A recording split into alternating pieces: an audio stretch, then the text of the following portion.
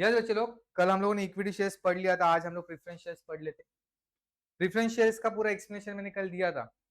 Okay, तो आज हम लोग प्रेफरेंस शेयर्स के सिर्फ फीचर्स पढ़ने वाले। फीचर्स ऑलरेडी मैंने डिस्कस किए हुए, मीनिंग भी डिस्कस किया हुआ है। आज रीडिंग वाला काम होगा और इंपोर्टेंट पॉइंट को हम लोग मार्क करके लेंगे। एज द नेम इंडिकेट्स, नाम ही बता रहा है कि उसको प्रेफरेंस मिल रहा है, प्रायोरिटी मिल रहा है, मतलब सबसे ज्यादा इज्जत मिल रही है। दूसरे शेयर्स के कंपैरिजन में जिस शेयर को सबसे ज्यादा इज्जत रहती है, प्रायोरिटी रहती है, उसको बोला जाता है preference shares. As the name indicate, these shares have the certain preferential rights, कुछ preferential rights रहेंगे, distinct from equity shares. Equity share को छोड़ के इनको कुछ अलग special rights रहेंगे। तो rights किस में रहेंगे? जब कंपनी पेमेंट ऑफ डिविडेंड करने वाले, डिविडेंड का पेमेंट करेगी, किसका पेमेंट करेगी? डिविडेंड का पेमेंट करेगी, तो सबसे पहले प्रेफरेंस होल्डर को डिविडेंड दिया जाएगा। ओके, जब कंपनी कैपिटल को रिटर्न करेगी at the time of winding up, winding up मतलब कंपनी हमेशा के लिए बंद हो रही है, वाइंडिंग अप मतलब कंपनी हमेशा के लिए बंद हो रही है, उस टाइम पे पैसा रिटर्न दिया जाएगा। तो सबसे पहले प्रेफरेंस शेयर्स को पैसा दिया जाएगा, फिर इक्विटी शेयर्स को पैसा दिया जाएगा। The holder of the preference share have a prior right to receive the fix rate of dividend, underline fix rate of dividend. Preference holder को हमेशा डिविडेंड कैसे मिलता है? फिक्स रेट ऑफ डिविडेंड मिलता है। कैसे मिलता है? फिक्स रेट ऑफ डिविडेंड मिलता है। Before any dividend is paid to equity, equity को डिविडेंड देने से पहले ये लोग को डिविडेंड बांटा जाता है, और वो डिविडेंड कैसे रहेगा? हमेशा fixed. Okay, the rate of dividend is prescribe at the time of issue, जब मार्केट में शेयर्स बेचे जाएंगे, पब्लिक को इश्यू किए जाएंगे, उस टाइम पे उनका रेट ऑफ डिविडेंड बताया जाता है कि आपको 8% मिलेगा, 9% मिलेगा, 10% मिलेगा, 11% मिलेगा, 12% मिलेगा, ऐसा बताया जाए। Normally preference share do not carry any voting right, underline उनको कोई भी वोटिंग राइट होती नहीं है। अभी इसके ऊपर एक अच्छा खासा जस्टिफाई वाला क्वेश्चन बन सकता है, रीजन वाला क्वेश्चन बन सकता है क्या, ये पॉइंट के ऊपर बहुत अच्छे से देखना। ओके, आप लोगों को क्वेश्चन ऐसा पूछा जाएगा कि प्रेफरेंस होल्डर को वोटिंग राइट्स होते हैं क्या नहीं, प्रेफरेंस होल्डर को वोटिंग राइट होते हैं क्या नहीं, उसका एक्सप्लेनेशन यहाँ पे मिलेगा तुम लोगों को। नॉर्मली प्रेफरेंस होल्डर को वोटिंग राइट होते नहीं है, बट उनका मैटर रहेगा। लाइक कंपनी बोल रही कि तुम लोगों का रेट ऑफ डिविडेंड मुझे कम करना है, अभी उनका मैटर है ना, तो उनको वोट करने के लिए बुलाया जाएगा, उनको मीटिंग में बुलाया जाएगा। मतलब जब उनके राइट को या उनके इंटरेस्ट का कुछ प्रॉब्लम हो रहा है। What is interest? इंटरेस्ट मतलब पैसे वाला इंटरेस्ट नहीं, पैसे वाला इंटरेस्ट नहीं, उनको मिलने वाला बेनिफिट अफेक्ट हो रहा है, उनको मिलने वाला बेनिफिट अगर अफेक्ट हो रहा है, उस टाइम पे उनको मीटिंग में बुलाया जाएगा और उनका वोटिंग लिया जाएगा। अदरवाइज उनको वोट करने का हक नहीं है। देख लो, normally preference share do not carry any voting right, they have voting right only on the matter which affect the interest such as selling, undertaking, changing the right of preference shares। preference shares के right change हो रहे, उनके interest के ऊपर affect हो रहा है, उनके मैटर के ऊपर कुछ असर हो रहा है, लाइक कंपनी बंद हो रही है। ओके, मतलब उनका मैटर अभी है ना, यहाँ पे कंपनी बंद हो रही है, बराबर, उन्होंने तो कंपनी के शेयर्स परचेज किए ना, उस टाइम पे उनको मीटिंग के लिए बुलाया जाएगा। और they get voting rights if the dividend remains unpaid, अगर उनको डिविडेंड दिया नहीं तो भी उनको वोट करने का हक है। द प्रेफरेंस होल्डर आर को ओनर, अंडरलाइन को ओनर, अंडरलाइन को owner the company, but not control नहीं कर सकते। These shares are purchased by cautious investor. What is cautious investor? डर डर के जीने वाले लोग, डर डर के जीने वाले मतलब ज्यादा पैसा डूबना नहीं चाहिए। ओके, कुछ तो थोड़ा बहुत मिल जाए, that is cautious investor who are interested in safety of the investment and who want steady return on investment. What is steady return of investment? Fix but थोड़ा, मुझे ज्यादा भी नहीं चाहिए, मुझे कम भी नहीं चाहिए, थोड़ा मिल गया बस हो गया, that is steady return on investment. Done. तो यहाँ पे मैंने लिख के रखा है, equity share holder are the real owner of the company but preference holder are the co owner of the company. तो आपको एमसीक्यू बन सकता है, dash are the co owner of the company, preference share holder are the co owner of the company, बरोबर। अरे समझा क्या? चलो अभी रीड कर लेते, देख लो। प्रेफरेंस फॉर डिविडेंड, सबसे पहले इनको डिविडेंड दिया जाता है। Preference share have the first charge on the distributed amount of annual net profit. जो भी हम लोगों को प्रॉफिट को डिस्ट्रीब्यूट करना है, जो भी प्रॉफिट को डिस्ट्रीब्यूट करना है, सबके ऊपर सबसे पहले हक किसका रहेगा? Preference holder. The dividend is payable to preference holder before it is paid to equity shareholder. Equity shareholder को देने से पहले इनको दिया जाएगा। जब पैसा बांटा जाता है तो सबसे पहले पैसा दिया जाता है इंटरेस्ट। क्या दिया जाएगा? इंटरेस्ट। इंटरेस्ट किसको दिया जाएगा?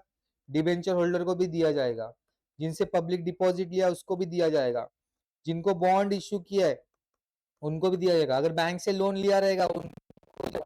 इनको देने के बाद में अगर कुछ बचा रहेगा तो फिर मिलेगा डिविडेंड। वो भी डिविडेंड सबसे पहले किसको दिया जाएगा? प्रेफरेंस को। फिर बचेगा तो किसको मिलेगा? इक्विटी को। ओके, चलो आगे बढ़े क्या?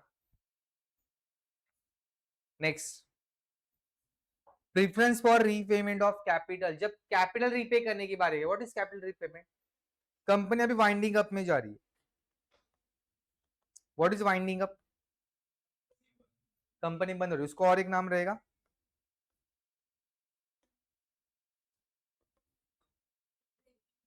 Liquidation of company.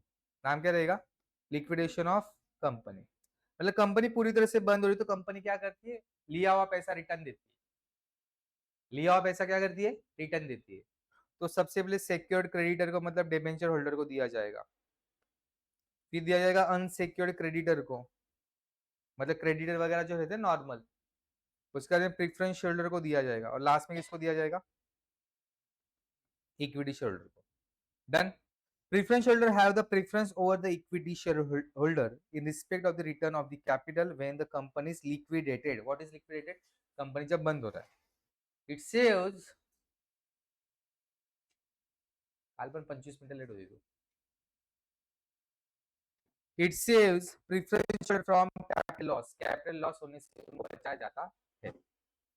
Fixed return, इनका डिविडेंड कैसे होता है बच्चे लोग? Fixed. These shares carry dividend at a fixed rate. The rate of dividend is predetermined. What is predetermined? पहले से डिसाइड करके रखना। जिससे कितनी का पहले से डिसाइड करके रखती, क्लास में जाने का नहीं, फिर इधर आने के बाद में बोलती सर मैं ट्राई कर रही थी आने का है बट नहीं आ पाई। बरोबर, मतलब उसने पहले से सोच के रखा है क्लास में जाने का, दैट इज डिटरमाइंड। वैसे इनका रेट ऑफ डिविडेंड कैसे होता है? प्री डिटरमाइंड, मतलब पहले से डिसाइड करके रखते हैं कि इनको कितना देना है, कितना होना चाहिए। फिक्स्ड बोला जाता है उसको। It may in the form of fixed और may be calculated fixed rate, एकदम फिक्स, या उनका परसेंटेज कैसे रहेगा? फिक्स्ड रहेगा। समझा क्या? The preference holder are entitled to dividend which can be paid only out of profit. Profit होने के बाद में उनको dividend मिलेगा। If the directors in the financial crisis decide not to pay dividend, the preference holder have no claim for dividend. अगर company को profit ही नहीं हुआ है तो डिविडेंड मिलने वाला नहीं है। प्रॉफिट हुआ तो ज्यादा भी नहीं मिलेगा, जितना डिसाइडेड है उतना तो मिलने वाला। Nature of capital, this is not a permanent capital. ये परमानेंट कैपिटल नहीं है। क्यों परमानेंट कैपिटल नहीं? As per law preference shares आपको सिर्फ 20 ईयर्स के लिए लेना है पब्लिक से। 20 साल के बाद में लिया हुआ पैसा उनको एनी हाउ रिटर्न करना है। रिपीट कर रहा हूं, बता रहा हूं फिर से एक बार। एज पर कंपनीज लॉ, अगर आपसे मैंने प्रेफरेंस शेयर का पैसा लिया हुआ है तो आपसे मैं कितने साल के लिए ले सकता हूं? 20 साल के लिए। 20 साल के बाद में आपसे लिया हुआ पैसा आपको रिटर्न करना है। कुछ कुछ कंपनी के लिए ये टाइम 30 साल हो सकता है। कौन सी कंपनी के लिए? Infrastructure company. What is infrastructure company?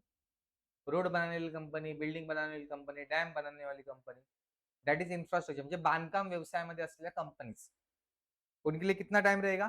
30 years रहेगा। बट नॉर्मल कंपनी के लिए कितना रहेगा? 20 ईयर्स। मतलब लिया हुआ पैसा आपको रिफंड करना, पब्लिक से अगर आप पैसा ले रहे हो तो आपको रिफंड करना है। ओके,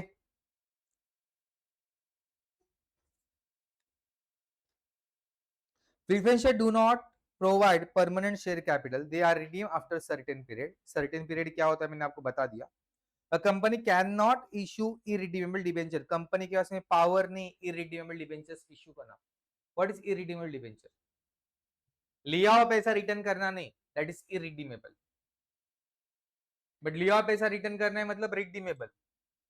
लिया हुआ पैसा आपको रिटर्न किया जाएगा मतलब वो रिडीमेबल है, रीपेएबल है, रिफंडेबल है। इरिडीमेबल मतलब जो रिफंडेबल नहीं है, जो रिफंडेबल नहीं या रिपेबल नहीं है उसको बोला जाता है irredeemable. Preference share capital is generally raised at a large later stage. When company gets established, these shares are issued to satisfy the need of the additional capital. Preference share capital is a safe capital, underline safe capital. Company पहली बार preference share issue नहीं करती, company well establish हुई है फिर preference share issue करेगी. Starting में क्या issue किया जाता है? Equity shares. अभी कंपनी स्टैब्लिश हुई बहुत अच्छे से और कंपनी को एक्स्ट्रा पैसे की जरूरत है, उस टाइम पे कंपनी मार्केट में क्या करेगी? प्रेफरेंस शेयर इशू करेगी और टेम्पररी फंड को अरेंज करेगी. Preferential capital is a safe capital as the rate of dividend and market value does not fluctuate. आपने पैसा लगाया, आपको रेट ऑफ डिविडेंड कैसे मिलने वाला है? फिक्स्ड, तो आपका पैसा डूबने का चांस नहीं है. What is market value? Market value preference share does not change, underline does not change. इनका मार्केट वैल्यू चेंज होता नहीं है. मैंने आप लोगों को पॉइंट लिख के दिया ऑलरेडी, देखो. As the rate of dividend payable is fixed, the capital appreciation is to be considered low. उनका कैपिटल एप्रिसिएशन का चांस भी कैसे होता है? कम होता है.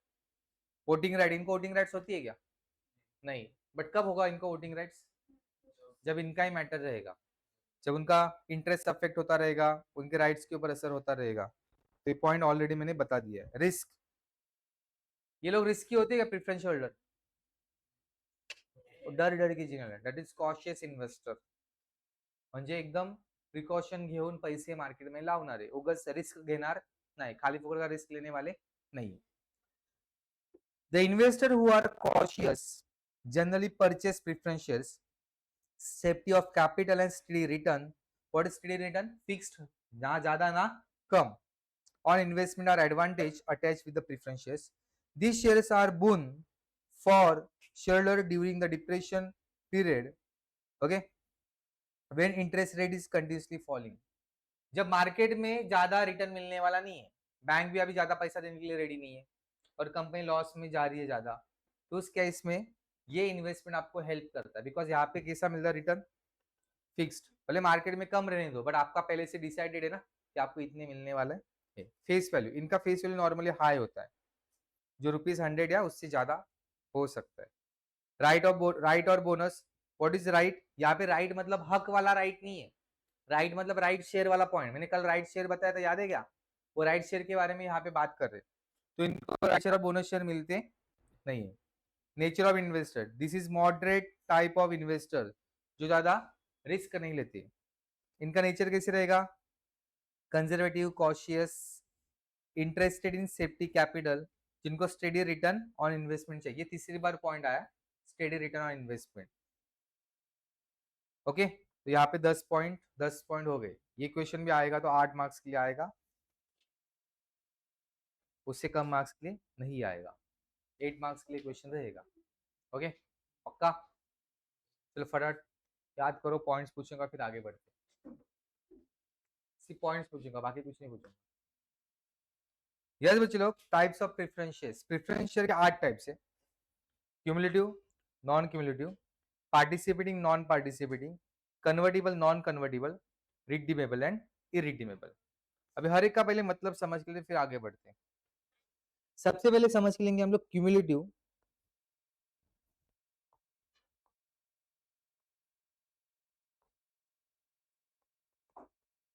And non cumulative.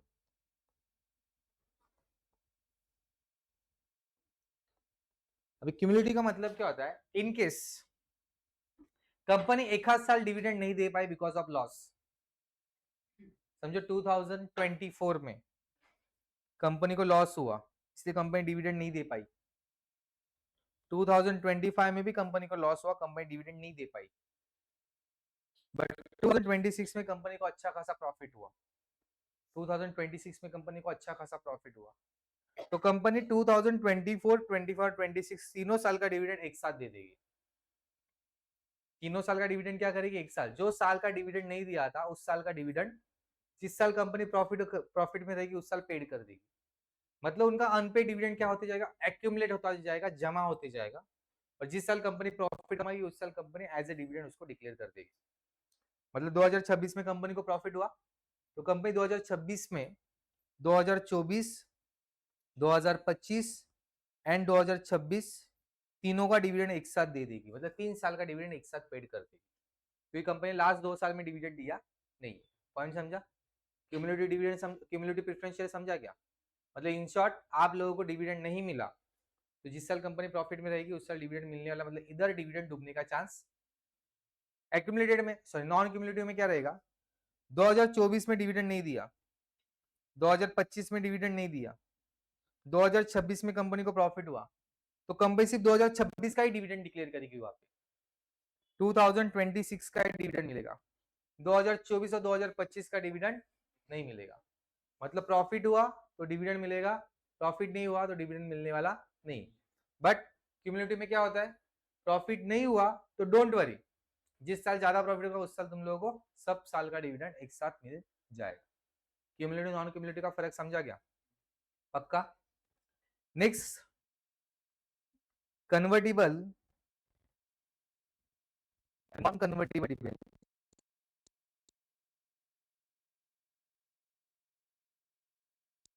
ये ऐसे सॉरी कन्वर्टिबल प्रेफरेंस शेयर मतलब क्या होते हैं? ये पहले प्रेफरेंस शेयर होते बट कुछ सालों के बाद में इक्विटी शेयर्स में कन्वर्ट हो जाएंगे। कंपनी पहले से ही बताएगी कि इतने सालों के बाद में, मतलब 5 साल के बाद में आपके सारे प्रेफरेंस शेयर्स हम लोग क्या करेंगे? इक्विटी शेयर्स में कन्वर्ट कर देंगे, पहले से बता के रखते। मतलब ऐसे प्रेफरेंस शेयर जो कुछ सालों के बाद में after certain period equity shares में कन्वर्ट हो जाएंगे, इक्विटी शेयर्स में क्या हो जाएंगे? कन्वर्ट हो जाएंगे, उनको कन्वर्टेबल बोला जाएगा। नॉन कन्वर्टेबल मतलब प्रेफरेंस शेयर है, प्रेफरेंस शेयर्स ही रहेंगे, किसी में कन्वर्ट होने वाले नहीं। Next, participating preference shares.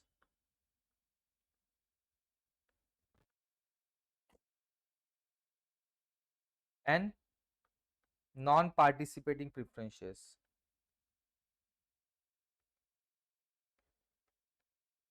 तो पार्टिसिपेटिंग प्रेफरेंस शेयर बोले तो क्या होता है बच्चे लोग? इनका रेट ऑफ डिविडेंड कैसे होता है? प्रेफरेंस शेयर का, प्रेफरेंस शेयर का रेट ऑफ डिविडेंड कैसे होता है? फिक्स्ड होता है।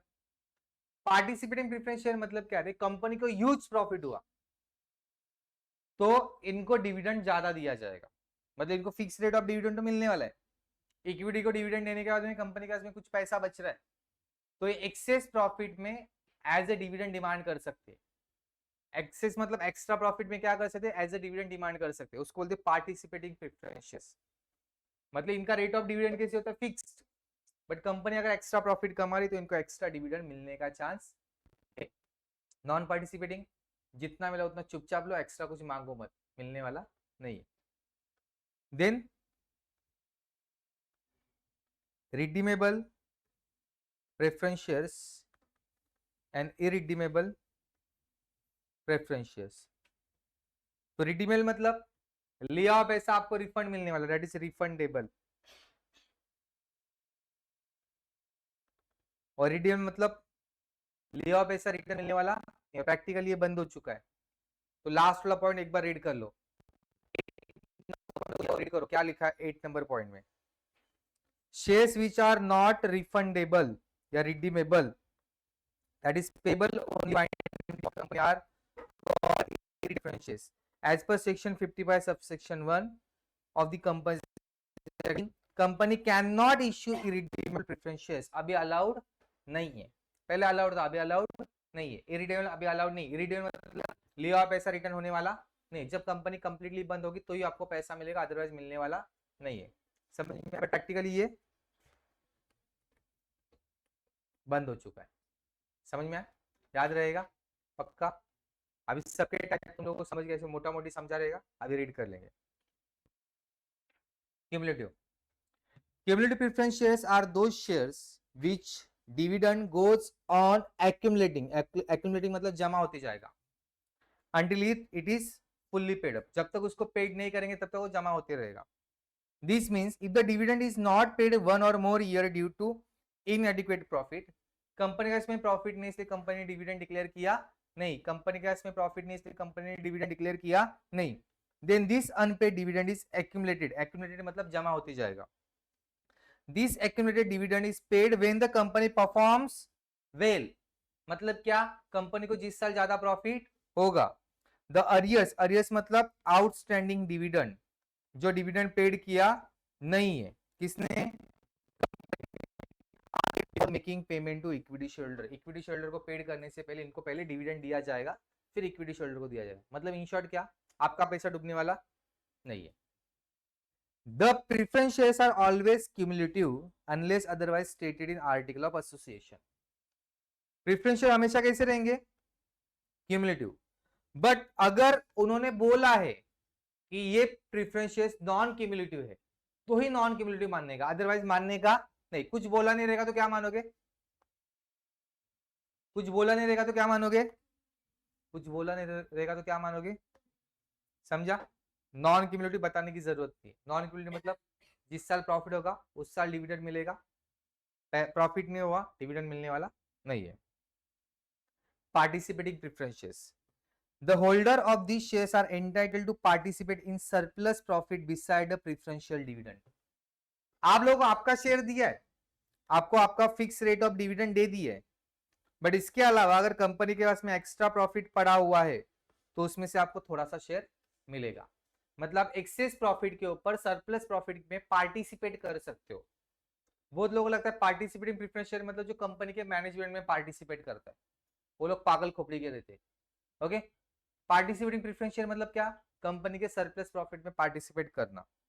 If there is no clear provision, sorry ऊपर, the surplus profit which remains after the dividend has been paid to equity shareholder, equity shareholder को देने के बाद में अगर बचता है तो ही उनको प्रेफरेंस शेयरहोल्डर को डिविडेंड मिलने वाला है। मतलब प्रेफरेंस शेयरहोल्डर ऐसे नहीं बोल सकते इक्विटी को कम दो, अपना पैसा मुझे दे दो।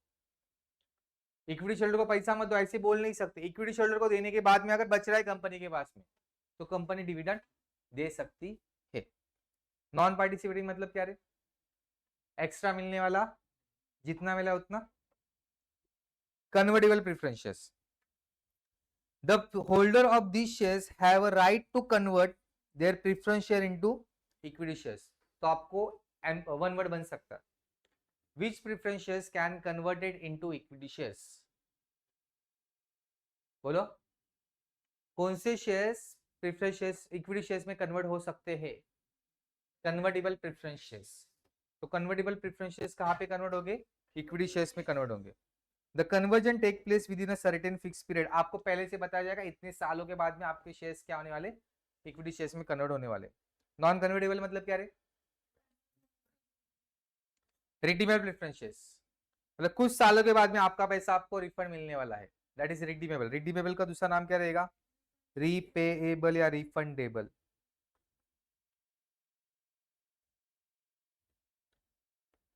Done. Shares which can be redeemed after a certain fixed period of time are called redeemable preference shares. ऐसे प्रेफरेंस शेयर्स जो कुछ टाइम के बाद में पब्लिक को रिटर्न किया जाएगा, उनका पैसा उनको रिटर्न किया जाएगा। मतलब आज मैं आपसे पैसा ले रहा हूँ और आपको प्रेफरेंस शेयर दे रहा हूँ, कुछ सालों के बाद में आपसे शेयर्स लूंगा और आपको रिटर्न आपका पैसा दे दूंगा। A company limited by shares, if authorized by article of association, issue redeemable preference shares. Such share must be fully paid up. ये कैसे होने चाहिए? fully paid up. What is fully paid up? 100 का share है, पूरा का पूरा 100 मुझे मिलना चाहिए। मुझे मतलब किसको मिलना चाहिए? कंपनी को। Done. These shares are redeemed out of the divisible profit only or out of the fresh issue of shares made for this purpose. मतलब इस शेयर का पेमेंट किस में से किया जाएगा? आपसे 100 रुपए ले, आपको रिटर्न 100 रुपया करना है ना, वो 100 रुपया किस में से दिया जाएगा? कंपनी ने जो अब तक प्रॉफिट कमाया उसमें से, या कंपनी शेयर्स का पैसा रिटर्न देने के लिए और मार्केट में शेयर इश्यू करेगी। तो आपसे मैंने 100 रुपया लिया और आपको रिटर्न देना है, तो आपको 100 रुपया पेड करने के लिए मार्केट से मैं और शेयर बेच के 100 रुपया कलेक्ट करूं, उधर से 100 रुपया आएगा, आपको 100 रुपया दे दूंगा, उसको बोलेंगे फ्रेश इश्यू। इसके ऊपर सीए फाउंडेशन में पूरा टॉपिक है इस कंसेप्ट के ऊपर, तो जो सीए फाउंडेशन करने वाले को देखना है बहुत अच्छे से। ठीक है, इधर कोई सीए फाउंडेशन वाला नहीं, सीए में वाला कोई है ना? सीए में इंटर में आएगा, और मेरे पास क्लास लगाएगी तो मैं ही पढ़ाता हूँ, ये पार्ट बहुत अच्छे से आता है मुझे पढ़ाना। ओके, समझ में आया? क्वेश्चन नंबर पॉइंट नंबर 1 पहले से रीड करके हो गया। चलो फटाफट एक बार रीड करो और सारे टाइप्स मुझे इसका मतलब के साथ बताना है मुझे, मतलब ओन वर्ड में बताओगे तो भी चलेगा। अरे ओन वर्ड इजी तो है, जैसे मैंने बोला वैसे बोल दो बस, सिंपल।